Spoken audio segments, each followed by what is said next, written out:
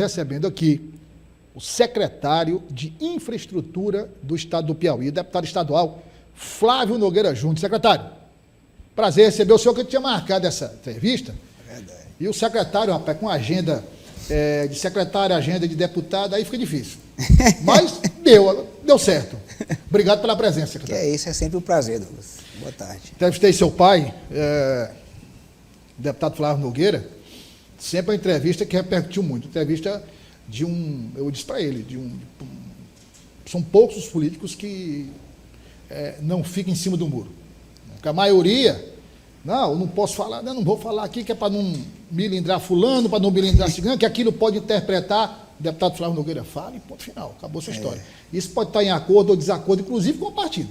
Sim. Ele dá a opinião dele e a repercussão foi grande aí, rede social. Mas, deputado, o senhor está, digamos, se preparando para deixar a secretaria. Claro. O senhor vai concorrer à reeleição e alguns secretários já deixaram as secretarias. Eu queria aproveitar aqui a oportunidade para o senhor fazer um balanço desse seu trabalho à frente da Secretaria de Infraestrutura, que é uma secretaria importantíssima dentro do contexto do governo do Estado. Olha, um balanço muito positivo. Sou grato ao nosso governador Rafael por ter nos dado essa condição e nos proporcionar que a gente pudesse trabalhar junto ao seu governo para levar benefícios para a população, obras de mobilidade urbana, espaço público de lazer, que são diversos, nos 224 municípios, asfalto da capital ao interior, norte a sul do nosso estado, praças públicas, quadras de futebol, pistas de caminhada, enfim, é um leque de programas que, de acordo com o plano de governo do governador Rafael, a gente vem trabalhando nesse sentido, de sempre olhar principalmente aos que mais precisam e também levar mais condições de vida na parte de infraestrutura a todo o estado do Piauí. Secretário, o senhor falou aí de várias obras que foram realizadas, e aí às vezes, quando você fala de obra, a população tem... poxa, mas isso, aquilo, porque sempre imagina obra, grandes obras, são importantes, são necessárias, mas uma gestão não é feita apenas de grandes obras, né? Então vamos lá, o senhor falou aí, pista de caminhada, né? Sim, pista de caminhada, se analisar a importância para a saúde das pessoas. Exato. Quer dizer, e para a segurança, porque em muitas cidades no Piauí, cidades que ficam próximas à BR, ou que BR passam pelas cidades, e até mesmo, não falando de BR, até mesmo o trânsito da cidade, enfim. As pessoas andam ali no asfalto, acidentes. É importante nesse aspecto. Quadra de esporte, quer dizer, todas as obras, por não serem, como as pessoas dizem, obras grandiosas, mas são obras que têm sua importância. Claro, e eu destaco a parte da infraestrutura na educação. Ontem mesmo nós entregamos o 4º bloco do campus Torquato Neto aqui da UESP, numa série de 6 blocos. Nós fizemos essa licitação há 2 anos e o nosso compromisso é de entregar até o fim desse ano os 6 novos blocos modernizados e ampliados da UESP. Um investimento de 30 milhões de reais. Ontem mesmo, na solenidade dos 40 anos da instituição, o governador também autorizou a CEINFRA que a gente possa lançar o certame licitatório de mais 2 obras lá dentro, no entorno de 10 milhões de reais, que é o auditório bem ampliado e moderno e também o restaurante universitário. Isso é muito importante para o corpo docente, para o corpo discente. Eu que sou egresso da UESP também, sabia das dificuldades em termos de infraestrutura que a faculdade, a universidade passava, e também quero anunciar que a partir do próximo mês a Faculdade de Ciências Médicas, da qual eu me formei, a FACIM, será toda modernizada, reconstruída, num investimento de mais de 7 milhões e meio de reais. Destaco isso para falar agora da parte de infraestrutura rodoviária. Uma cidade ligando a outra. Nazária a Corralinhos, uma PI sonhada há muito tempo. Que a gente, há cerca de quase 2 meses, inaugurou juntamente com o governador. Agora a outra, de Conceição do Canidé a São Francisco de Assis, do Piauí, lá no sul do estado. Está esperando só a agenda do governador para que a gente possa inaugurar também. Diversos asfaltos urbanos em todos os diversos municípios do estado do Piauí, a CEINFRA faz parte. Antes era lama e poeira ou calçamento, o asfalto chegou lá e a alegria da população e também traz mais segurança, traz menos acidentes e todo mundo fica satisfeito. Por que não falar de campos de futebol modernos? O município seu, que aqui nós moramos na capital, Claro. mas muita gente mora no interior. E a reivindicação da população, dos líderes, dos gestores em alguns municípios, ou vários municípios, é de ter um estádio de futebol. A CEINFRA está presente também nessa parte. Quadra de futebol modernas, padrão a CEINFRA também vai estar presente. Tudo isso que faz parte do plano de governo do governador Rafael Fonteles, a CEINFRA está pronta e continua pronta para trabalhar para isso. O senhor falou sobre o restaurante da UESP. O senhor fez medicina na Universidade Estadual do Piauí. Sim. Né? Mas o senhor mora em Teresina, então o senhor podia sair da faculdade e ir para a sua residência. Mas tem muitos alunos do interior que moram numa casa alugada ou no local ali que almoçar fica difícil e fica caro. Por mais que você procure um local barato ali, mas fica caro você sair e procurar. A importância do aluno na própria universidade, chegar ao horário do almoço, ele ter um restaurante com comida de qualidade disponível e barata, o impacto é gigantesco. Sem dúvida. Fora outra obra que eu posso citar, que é uma obra muito emblemática, o Lar Maria João de Deus, que no início da nossa gestão nos foi confiada toda a reforma. Hoje em dia vamos dizer assim, é um cartão postal da CEINFRA na parte de humanização. São crianças da menor idade, obviamente, que precisam de um carinho necessário e a sensibilidade do governador e também da primeira-dama Isabel nos colocou essa missão. E a gente entregou lá Maria João de Deus um espaço totalmente moderno para aquelas pessoas que vivem na vulnerabilidade, as crianças, tenham um aconchego melhor. Então, tudo isso a gente faz um planejamento, desse planejamento elabora o projeto, do projeto vai à licitação, da licitação o orçamento e depois a ordem de serviço e conclusão. Secretário, o senhor tem, assim, de cabeça, um balanço, independente do tamanho da obra, em quantos municípios a CEINFRA chegou? Sim, a CEINFRA está presente em 187 municípios hoje. A nossa meta é chegar em 224. Não sei se vai dar tempo até a minha saída, que é 3 de abril. Mas eu tenho certeza que a gente está com a consciência tranquila, que nós trabalhamos com vontade e com força para levar mais benefícios para os piauienses. Como é que, por exemplo, essas obras, obviamente, boa parte delas está no plano de governo do governador Rafael Fonteles. Mas também tem a reivindicação dos prefeitos, né, os prefeitos que procuram a secretaria para apontar um problema, procurar uma solução. Como é que o senhor tem feito esse contato e recebido os prefeitos, estabelecido esse diálogo? Olha, Douglas, como nós sabemos, eu sou também político, sou deputado estadual. Mas a partir do momento que a gente ingressa no executivo, nós temos que ser secretário para todos os piauienses, para todos os gestores, opositores. Enfim, lógico que também existem aqueles que nos acompanham, mas o governador nos determina para que a gente atenda a todos indistintamente. Então, todos os prefeitos, mesmo aqueles que não nos acompanham, a gente tem um certo vínculo e tem uma certa amizade ou afinidade. Então, muitos deles procuram o governador e pedem, não, eu gostaria que fosse essa obra feita lá pelo Flávio, lá nessa CEINFRA, porque eles nos atendem bem. Então, isso me deixa satisfeito. Então, essa confiança deles e também do governador, a nossa pasta, faz com que a gente também consiga, juntamente com os parlamentares federais, emendas parlamentares, para que consiga robustecer ainda mais o órgão. O senador Marcelo Castro também é um parceiro nessa parte de recursos. E a gente vem tocando a pasta tanto com o Tesouro Estadual, com a operação de crédito e também com os recursos federais dos parlamentares. Mas muitos prefeitos procuram também o senhor diretamente, né? Vão à secretaria diretamente. Vão lá diretamente e a gente está pronto para atender a todos. Aí o senhor falou bancada federal. Como é que está o trabalho? Porque tem o orçamento do Estado, mas é aquela história, nunca é suficiente. Por mais que tenha aporte de recursos, a quantidade de obras é sempre maior do que a quantidade de recursos. Como é que está a parceria com a bancada federal?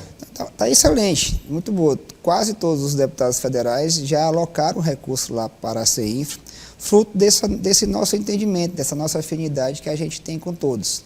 Então, a gente vai continuar mantendo essa mesma pegada para que a gente consiga ainda mais levar mais benefícios para a população. Aqui eu destaco diversos municípios, mas em especial os parlamentares gostam de alocar recursos para a capital. Muitos também para o interior, mas mais para a capital e também para Parnaíba. Diversas obras de mobilidade urbana foram alocadas para Parnaíba através de emendas de recursos federais. E isso é importante também aqui ressaltar. Secretário, para a população entender, a CEINFRA atua também por demanda, quer dizer, tem um plano de governo do governador que é estabelecido para os 4 anos, né? Os prefeitos procuram, as lideranças políticas, vereadores, enfim, vice-prefeitos, procuram a secretaria, mas há digamos, um trabalho de diagnóstico da secretaria no sentido de, no município, por exemplo, de Tanque do Piauí, lá, pelo trabalho da CEINFRA, de observação, de análise, precisa disso. Perfeito. Tem esse trabalho? Existe. O governador Rafael é muito estudioso, todos nós sabemos. E dentro do plano de governo dele, ele continua baseado em pesquisa científica, em dados. Ele, por exemplo, vou lhe dar aqui um exemplo objetivo. Ele elencou os municípios através de estudos que necessitam de mais calçamento que os outros. Há municípios que até 2 anos atrás não tinha nem 30% de ruas calçadas. Então ele determinou que a CEINFRA, juntamente com os órgãos que fazem calçamento, principalmente a Secretaria das Cidades, fizesse um panorama disso daí e um diagnóstico. E lá foi elencado que tais municípios, aqui se incluem Nazaré, Lagoa do Piauí, Demerval, Lobão, esses municípios precisavam de uma atenção especial, por exemplo, na parte de calçamento. Hoje eu posso dizer que Nazaré eu ando muito, é uma região que eu represento, Nazaré hoje já tem mais de 60% das ruas pavimentadas em calçamento. Lá atrás não existia isso. Assim como vem evoluindo Lagoa do Piauí. No caso de Nazaré, secretário, quando passou para município, se tornou município, se a gente olhar ali o retrato de quando passou para município, era um retrato precário, não tinha quase nada. Sem dúvida, era praticamente o patinho feio, porque ela também é a cidade mais nova, né, do nosso estado. Então, aí, tudo precisava... Antes, Nazaré não existia nem a sede da prefeitura. Exatamente. Nem da Câmara dos Vereadores. Isso é recente, já foi com a gestão do ex-prefeito Oswaldo Bonfim que isso aconteceu. Então, a gente está bem atento, por exemplo, Vila Nova do Piauí. Vila Nova do Piauí ainda não existe asfaltamento urbano. Nada de asfaltamento urbano. Tem muito calçamento, falta o asfaltamento urbano. Vai chegar agora, através dessa infra, isso daqui a 1 mês e meio, 2 meses. Então a gente faz esse diagnóstico e leva ao governador e ele que determina. Secretário, vamos agora fazer um corte aqui. Eu vou deixar de falar com o secretário e falar com o deputado estadual. O deputado estadual Flávio Nogueira Júnior, senhor, obviamente, vai ser candidato à reeleição. E como é que está o seu, hoje, fazendo uma avaliação da base, do que o senhor conseguiu na eleição passada e a projeção para essa eleição? O senhor conseguiu aumentar a base de apoio, incluir novos apoios de prefeitos, vereadores? Douglas, a minha primeira eleição foi em 2010. Naquele período, eu cheguei a obter 32.900 O senhor tinha quantos anos naquela época? Eu tinha 28 anos. 28 anos ainda. 32 mil, quase 33 mil votos.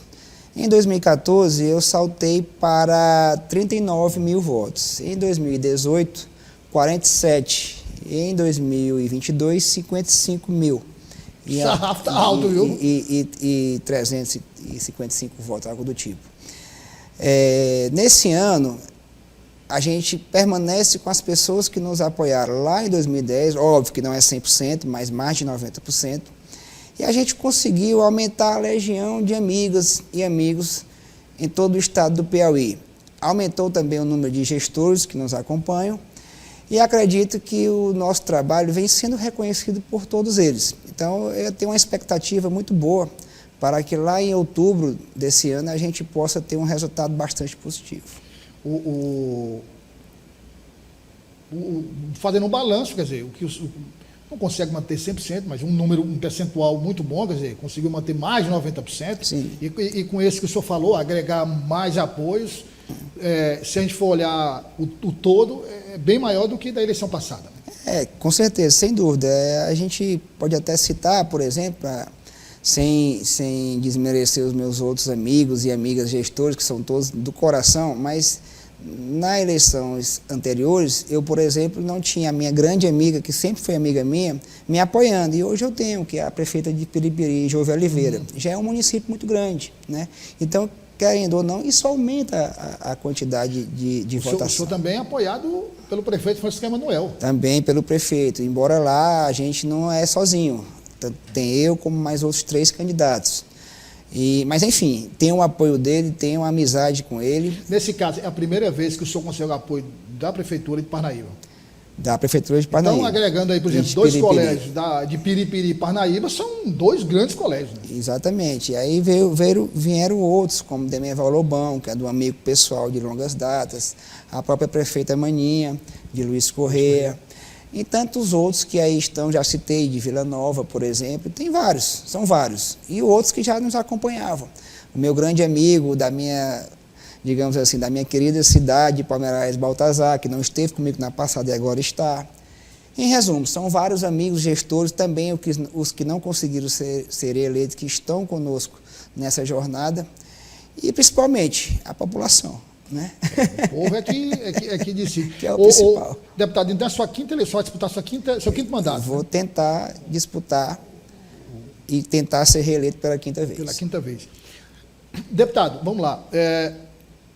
Na chapa majoritária, temos 2 candidatos ao Senado. Inclusive, o deputado Flávio Nogueira disse, olha, foi uma escolha antecipada, segundo ele, diante desse contexto nacional de reeleição do presidente Lula, e que há claramente uma desvantagem no Senado Federal, e ao mesmo tempo que se trabalha, segundo o deputado Flávio Nogueira, ao mesmo tempo que se trabalha pela reeleição do presidente Lula, se olha também o parlamento, a Câmara, mas principalmente o Senado. Então tem uma luta para aumentar o número de senadores da base que vai se formar em torno do presidente Lula.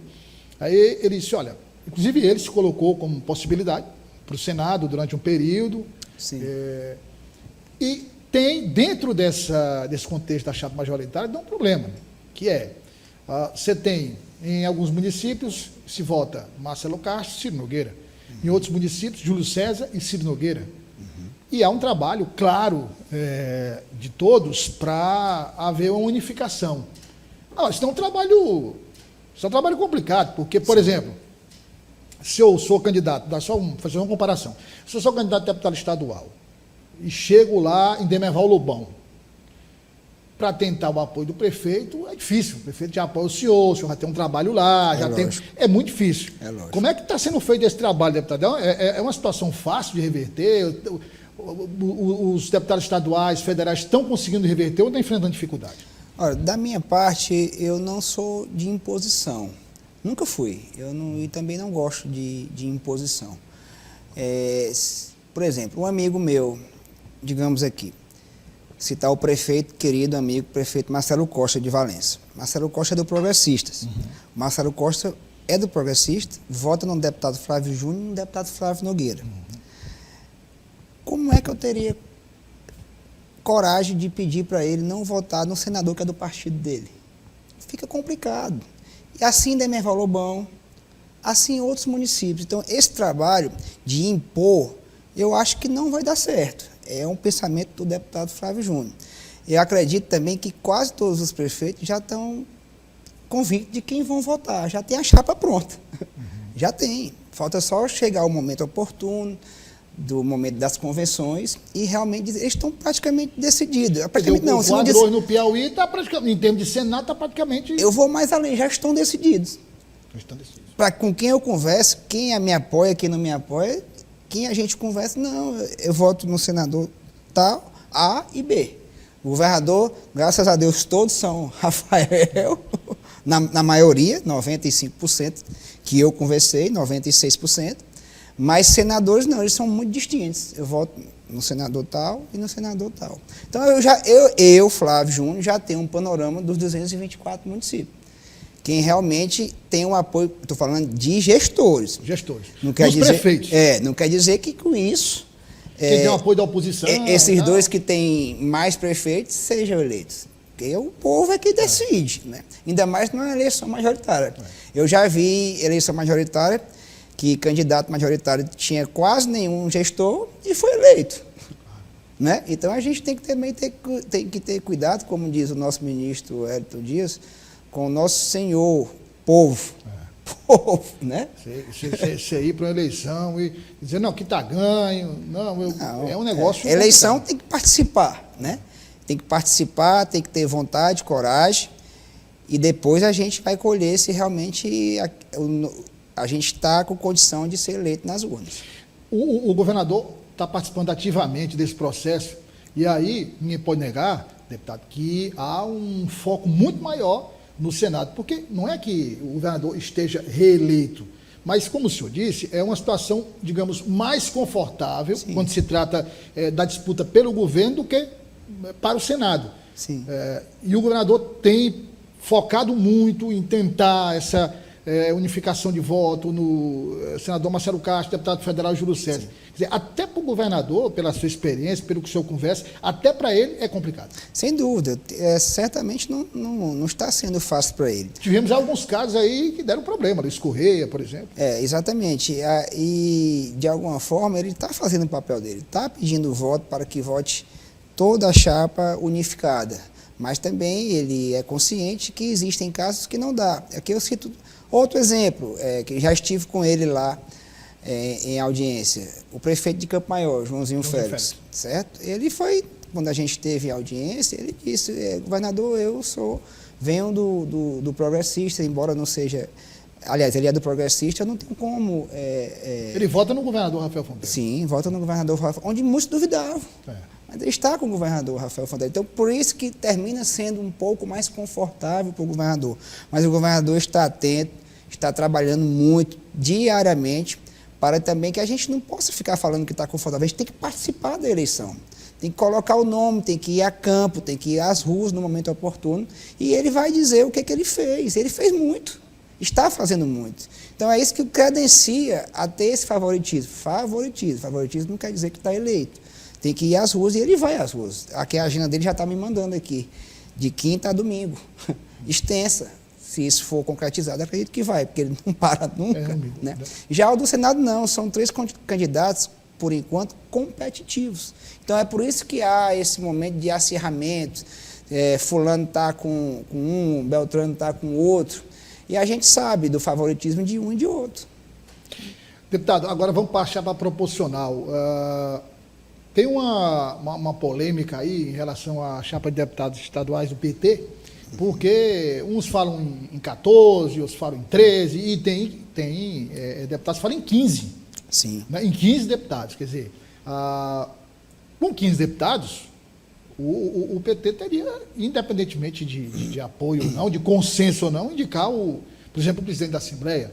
Né, bastava um votinho. Esse negócio de um é que deu aquele problema, mas enfim, mas com 15 parlamentares já é pelo que o senhor tem conversado, e aí, claro, o senhor não quiser falar nomes, enfim, se o senhor soube. Esse acordo da Assembleia para a presidência é um acordo que está mantido PT e MDB? Tá, isso eu sei.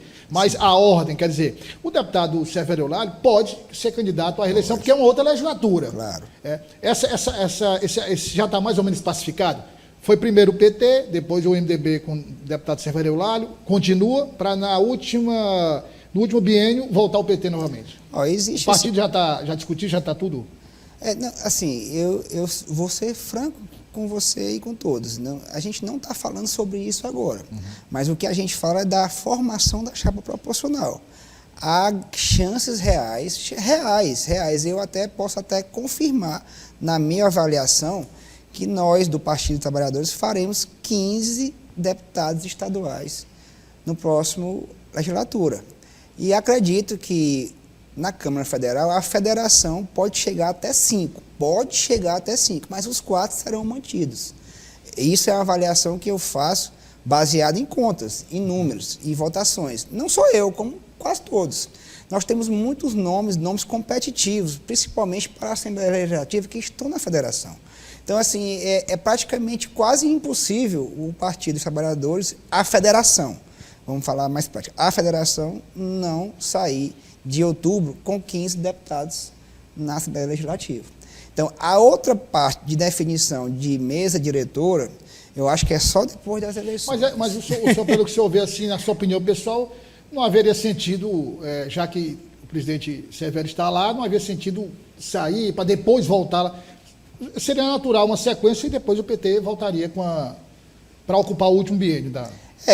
O que for acordado e o que for bem colocado lá na casa depois de outubro, acho que todos vão concordar. Todos vão concordar. É lógico que sempre há um desconforto, mas no final converge para a tranquilidade.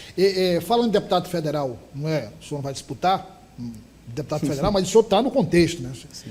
Aí a gente tem hoje, a configuração 8 deputados federais da base governista e 2 de oposição. Sim. Aí tem um movimento entre PSD e republicanos, sim, de alguns nomes do PSD passarem por republicanos, na tentativa do republicanos fazer 2 deputados federais. Aí a base governista conquistaria a 9ª vaga. Uhum. Essa engenharia o senhor acha viável? O partido tem discutido, o PT, o senhor soube desse encontro aí? Eu perguntei para o deputado Jadiel. Ele me explicou assim, rapidamente, por alto, mas eu ainda não consegui entender esses números. Porque, por exemplo, eu fico pensando, deputado... Se tirar de lá... Se tirar de lá... Não, vamos lá. Tira fulano que foi eleito no Republicanos. É um a menos do PSD. Aí como é que fica essa... É isso que eu não consegui entender ainda, né?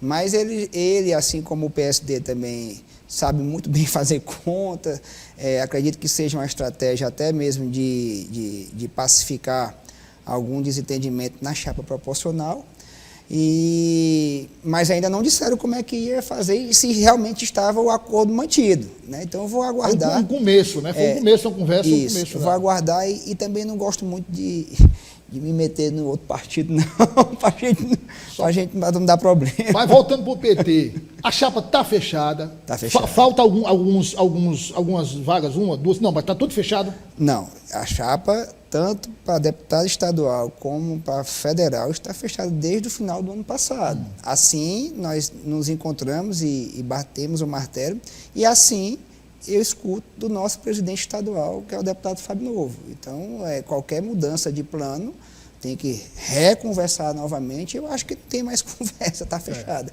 Eu sei que apareceu aí um burburinho de um e de outro, mas por enquanto está mantido. Deputado, uma última questão que eu queria tratar com o senhor. O senhor falou de reunião, e nós tivemos aí, já faz um tempo, uma reunião na casa do deputado Merlong Solano, uma reunião que durou 5 horas, longa. Para discutir essa questão da vice, né, que o governador defende o nome do Washington Bandeira e o ministro Wellington Dias queria, por exemplo, sugerir Júlio César como vice e o Washington Bandeira como candidato ao Senado, dentro daquela estratégia de buscar mais vagas no Senado Federal. Depois, o que se comenta em bastidores, o senhor também tomou conhecimento, é claro, se fala esse final de semana teve um novo encontro entre os dois e se fala em um desentendimento, em um certo afastamento. Se fala também de que o ministro não vai ter uma participação, não vai participar tão ativamente por conta de todos esses entendimentos. Também ele vai ser coordenador da campanha do presidente Lula no Nordeste, enfim. Qual a sua avaliação dessa situação? Porque são os dois maiores líderes do partido. São os nossos líderes, né? Desses 4 anos, digamos assim, de filiado ao Partido dos Trabalhadores, eu venho aprendendo todo dia com o partido. Essas discussões, os mais antigos me falam que é normal, que sempre acontece discussões. Já teve uma vez um caso que foi a público, sobre a prefeitura aqui em Teresina, que o ministro teve que voltar para ser candidato, para manter a unidade. E com esses exemplos é que me faz crer, que é verdade, que chegando nas convenções tudo estará pacificado. Mas nesse exato momento continuam ainda as discussões. Não, é normal, dentro da minha casa, eu, por exemplo, tenho uma divergência com a minha esposa. Ela tem uma opinião, eu tenho outra. Da mesma forma que o governador pode ter uma opinião e o ministro ter outra. Mas o que é importante é a unidade. Unidade do partido, a unidade partidária e a pacificação. E eu acho que essa pacificação só vai acontecer perto das convenções. E o ministro não é de fugir à luta.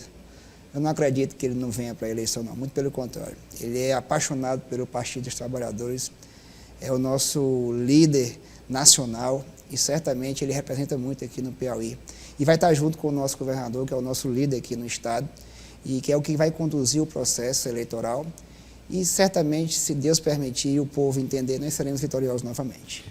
Deputado, obrigado pela presença. Eu queria deixar aqui sua mensagem para todo o Piauí que nos acompanha. Eu que agradeço a oportunidade, Douglas, de dizer aos piauienses que sou muito grato por todo esse tempo em que estou na vida pública. Só sou graças a vocês que confiaram e depositaram em mim essa confiança. E estou pronto para os novos desafios. E conto com vocês. Obrigado, deputado. Mais uma vez.